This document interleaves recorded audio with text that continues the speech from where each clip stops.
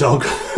Hello, I'm Jonathan Humble, and welcome to this live reading from Fledge.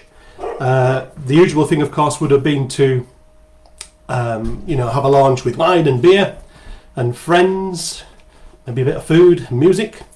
I had a couple of venues in mind. There was a lovely one, the Castle Dairy down Wildman Street in Kendal, but that wasn't to be. So here we are at home with a laptop and a webcam. There are moves afoot to do a live reading, a proper reading at the brewery later on in the year, but we'll see how that goes. Can I start by thanking a few people before I get into the poems? David Colwell from Maytree Press. Thank you, David, for seeing some merit in the poems last year and very kindly agreeing to publish the collection. I'm very, very happy to be part of that Maytree Press group of poets, very, very talented group. I'd like to thank Susie Thompson as well, the Barnsley printmaker, who kindly agreed to let me use Edgelands for the front cover, which I think you'll agree is an absolutely stunning piece of artwork, and I was over the moon. I couldn't believe it when David told me that Susie had agreed to let that be used for the cover. So thank you very much, Susie. I'd like to thank Nick Evanett as well. Nick is a musician and a composer, writes wonderful, wonderful music, and she allowed me to use her composition entitled Birds in a video trailer that I did for the launch. So thanks, Nick. I'd like to thank the four guys who did the reviews as well. Dr. Will Smith of Cumbria Life, Steve Whitaker from the Yorkshire Times, Ali Thurm, who does reviews, writes stories and poems, and Greg Freeman, who very kindly from Write Out Loud wrote a lovely review about the collection. So thanks, guys. I'd like to thank the people at Verbalise as well. I get a lot of support from fellow writers at Verbalise in Kendal. So a big shout out to the Verbalise crew and everybody. M Humble, who was so patient with me and did a lot of filming and editing for the Fledge film poem. She brought to life the ideas that I had about these images, linking the poems with pictures of the outside nature and my own childhood. So thanks, Em, for doing that. It's a brilliant film. And finally, I'd like to thank Fiona, to whom the collection is dedicated. Fiona is the person who I turn to for all matters ornithological and any queries to do that. So thanks, Fiona. If I was going to summarise the booklet, if I was going to summarise the collection, I'd say it's a collection of poems which looks at how a wild urban childhood and encounters with nature in adolescence can resonate in adult life. And the opening poem of the collection is called Dandelion Sun. As kids, we have certain dreams and ambitions, and I see this as a teacher, but I do worry about those dreams and ambitions that in the process of growing up they do occasionally get trampled on. And this poem, which first appeared in Bonnie's Crew, which is edited by Kate Garrett, is called Dandelion Sun, and it opens the collection. It goes like this. A child's sun finds a dream in young eyes. In blinks of dandelion eclipses, refracted light reflects on retinas, holding warmth in ragged leaves below a flower, standing up and out. Ryegrass and foxtail for company. A golden head of petals, swaying and slight, is there and gone and there again. The wings of friends unfold to test the air, with thoughts aloft in stretching skies. Days that lift and soar with matchless views, they seek what hawks perceive as truth, yet still count the faces that look familiar. And dipping hands in search of clues, a box of sights, of scent and sound. They choose a shade and wear a skin, fit in and lose themselves as one of many. But this child blinks dandelion eclipses, hawk-bit tinctures bathing open eyes, with picture sun now placed behind an ear while looking up and out. A trust in truth is not weighed as cost, and light in ragged leaves endures. Though slight as sides descend and sweep the dream, it will not fail at dusk. So that was the opening poem. That was the poem that we used in M's film, which you can see there's links to that film.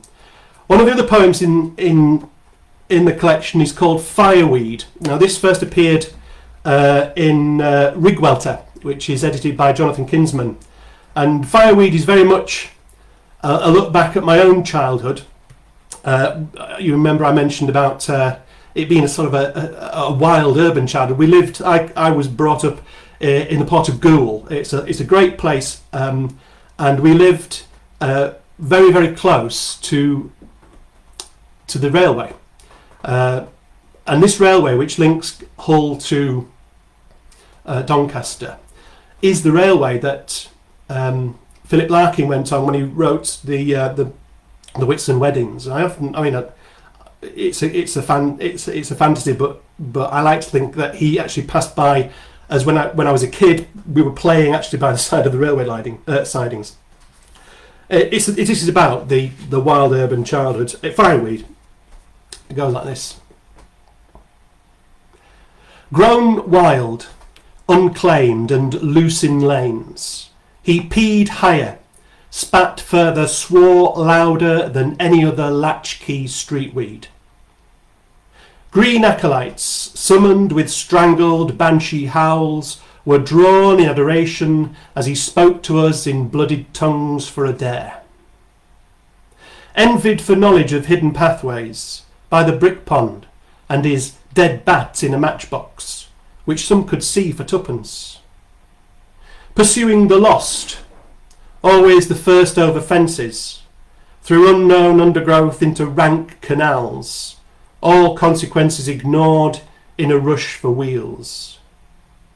Admired as risk-taker, hands free on old bikes, the world upside down in the canopies of trees, a body confident in the friction of bare skin. Solemnly, we'd gift him our bruised fruit, liberated from the floor of the Saturday market, consumed when the rhythms of real life paused. No quarter ever sought or given, committed to blood and rain and wind and sun.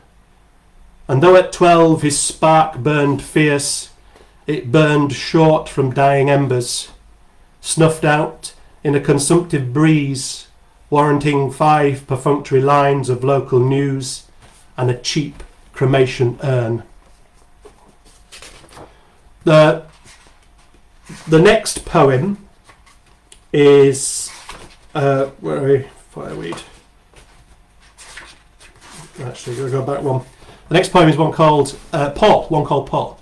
Way back a couple of years ago, there was a call out for urban bird poetry from Fairacre Press, Nadia Kingsley, and she chose for that anthology this poem to accompany some other very lovely poems. But the poem deals with starlings which appear on a 5th floor of a high-rise flat. I've never lived in a high-rise flat, but we do get starlings visiting our garden, and they're interesting birds. I like starlings, especially like the juveniles.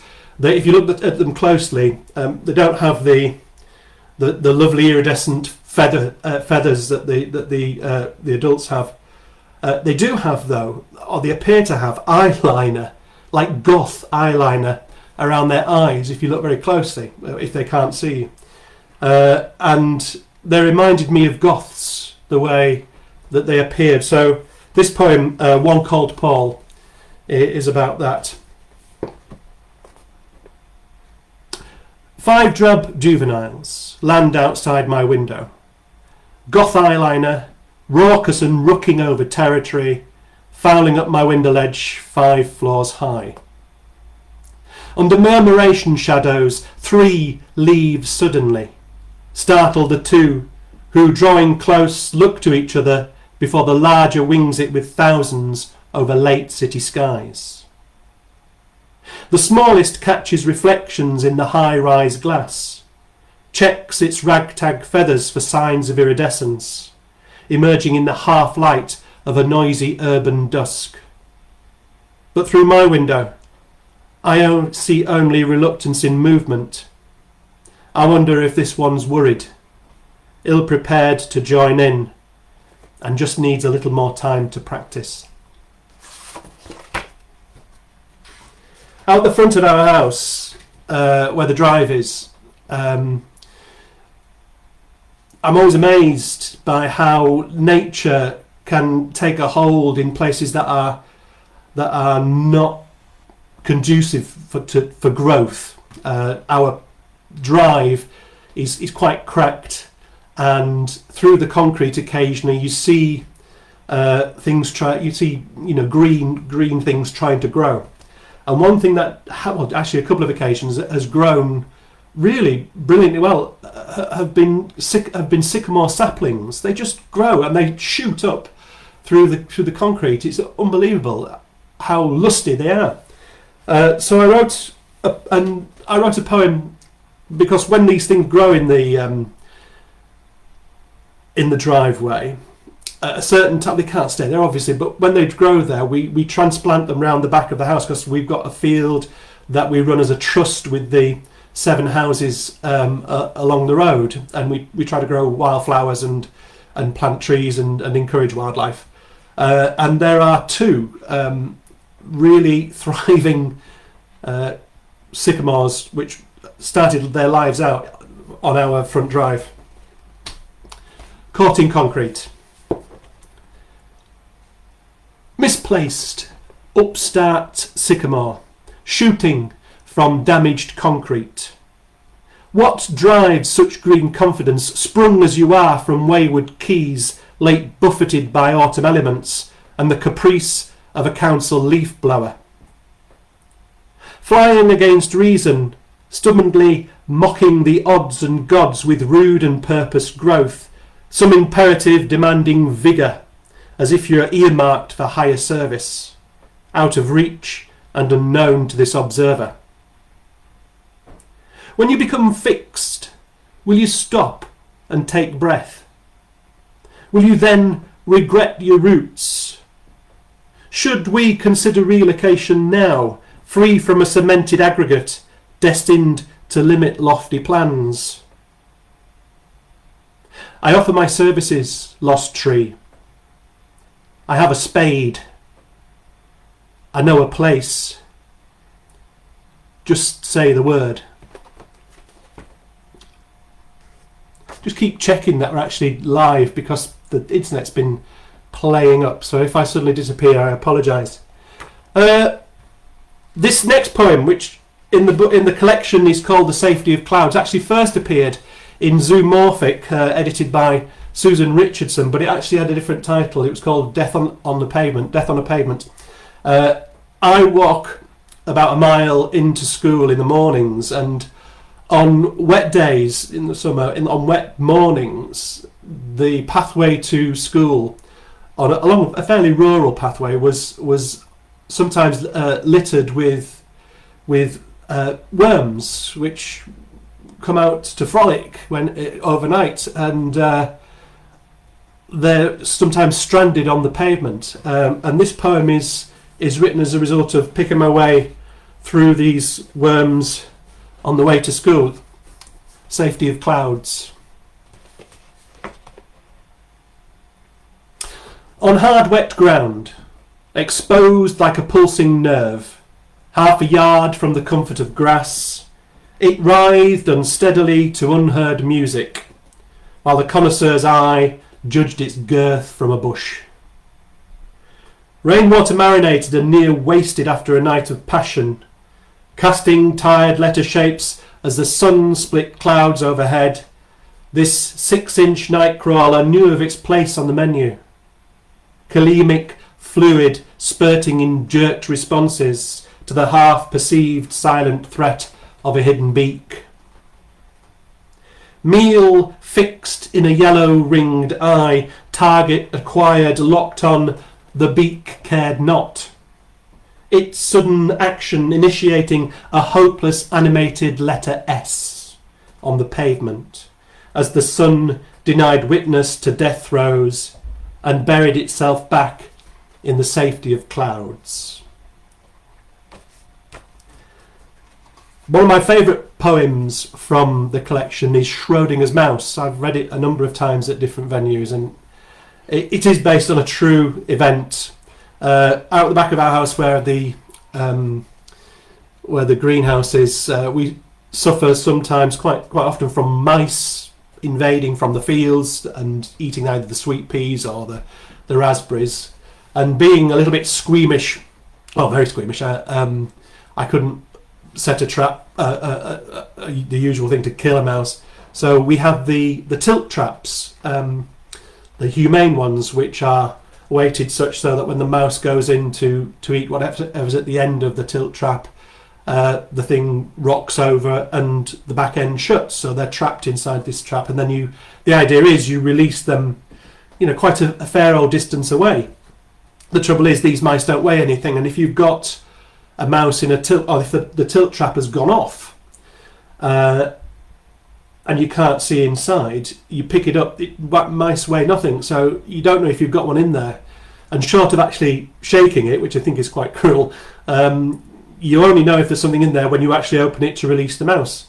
So I've done this on a number of occasions, and this poem deals with this poem. First appeared in Amaryllis a long time ago, but also appeared in the Poetry Village website, David Colwell's Poetry Village website, and it goes like this. Your love of my raspberries has resulted in this late evening walk in head torch to hedges of hazel and blackthorn, far enough from home to foil ideas of a return. Aware of owls ripping through moonlight, I kneel in damp fescue and sedge, clutching this tilt trap of quantum uncertainty. Mouse or no mouse? That is the question. The trap gate opens. You see me for the first time, holding the moment in beads of black polished glass. Small body wedged, feet splayed, heart racing, a quiver of tense, anticipating whiskers. And in that instant, in that brief connection, my doubts bubble. This is a good deed, isn't it? This forced relocation. Got to be a better solution than backbreaking death or slow poisoning. Although I try to convince myself, I believe you remain sceptical. I am your nightmare. The one interrupting your midnight feasting. The one separating you from all your blind, deaf and hairless babies. The one from which you must flee in terror the second the black plastic touches the ground. But unlike Mr. McGregor, as I stumble 1 mile back through darkling woods, soft clerk that I am, I'm hoping the owls have an off day. And secretly, despite your fruit plundering, I'd quite like to see you again.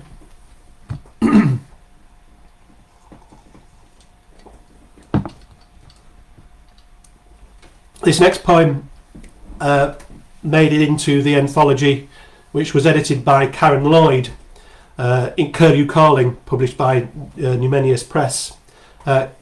Curlews are having a pretty tricky time at the moment. We are very lucky because we do get curlews out the back, and I can hear them through my window at times.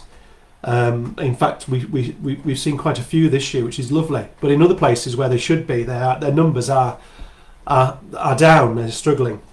So Karen got together and edited a number of poems for Curlew Calling to try and raise funds and awareness about the plight of curlews. Now, again, this is based on a true story. We used to live over at Mealbank, and I used to cycle back to Mealbank occasionally from Kendal.